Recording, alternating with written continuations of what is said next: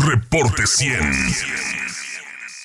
La Asociación Civil Vigilantes del Transporte está considerando que se necesitan cerca de 50 camiones para satisfacer la demanda del servicio aquí en Hermosillo, para transportar a los estudiantes, para movilizar a los estudiantes cuando regresen a clases el próximo 29 de agosto. A mí me da mucho gusto y agradezco tener en la línea telefónica a Alfonso López, presidente de la Asociación Civil Vigilantes del Transporte. Alfonso, buenos días, gusto en saludarlo. ¿Cómo está?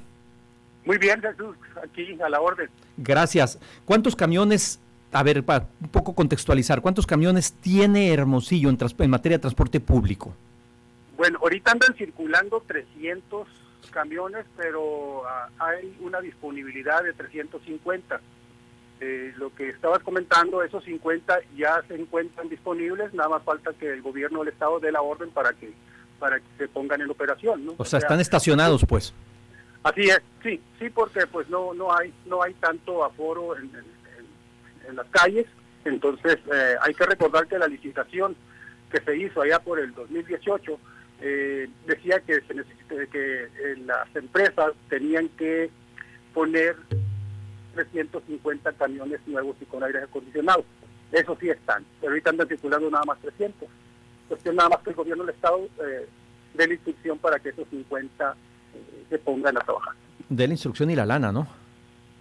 Sí, aparte, porque pues se les paga por kilómetros. Exactamente.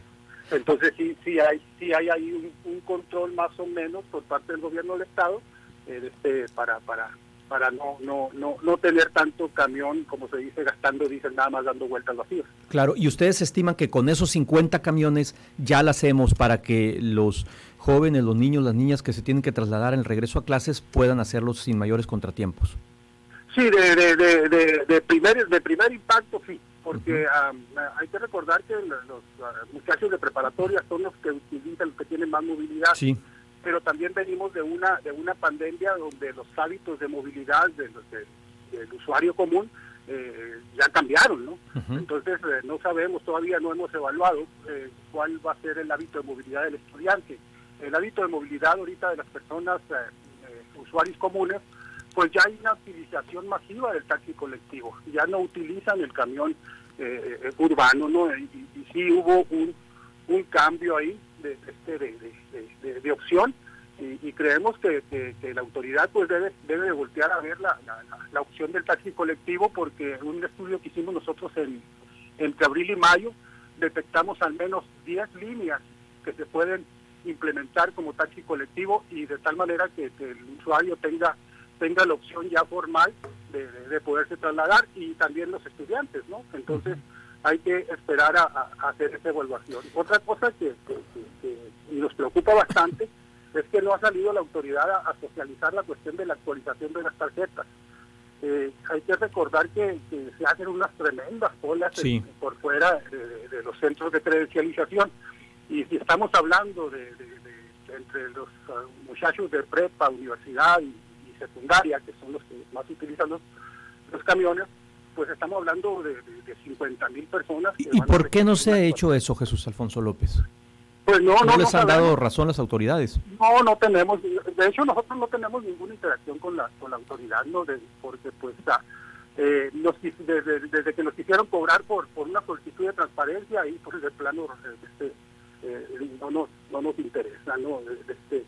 Tener interacción con ellos. Oiga, Jesús Alfonso López, de la Asociación presidente de la Asociación Vigilantes del Transporte. Ahora, pero sí es muy importante, por ejemplo, que se sentaran a dialogar con Lirio del Castillo, con Aarón Grajeda, del Transporte y de la Secretaría de Educación respectivamente, para analizar esta situación, ¿no? Porque además entiendo que este asunto de las tarjetas es un tema importante, pero además está también, o sea, ¿qué otras cosas habría que hacer producto de estos nuevos hábitos de movilidad a los que usted se refiere?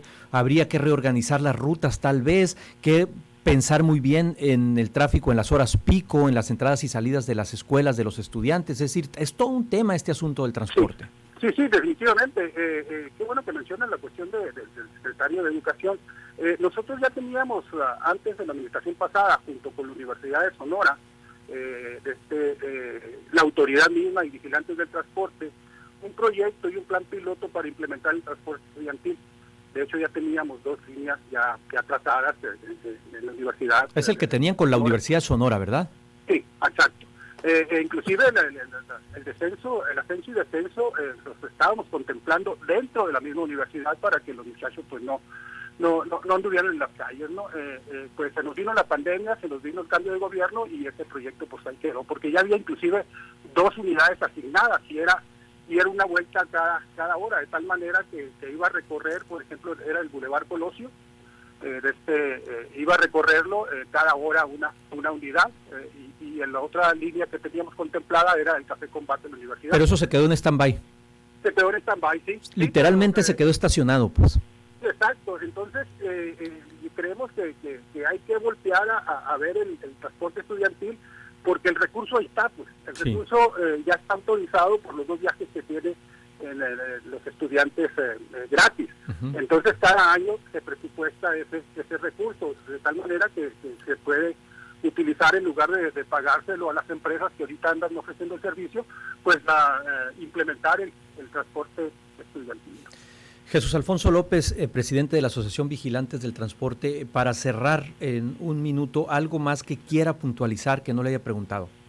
Sí, mira, hay una hora pico adicional que se genera con el cambio del turno matutino al vespertino, con los estudiantes.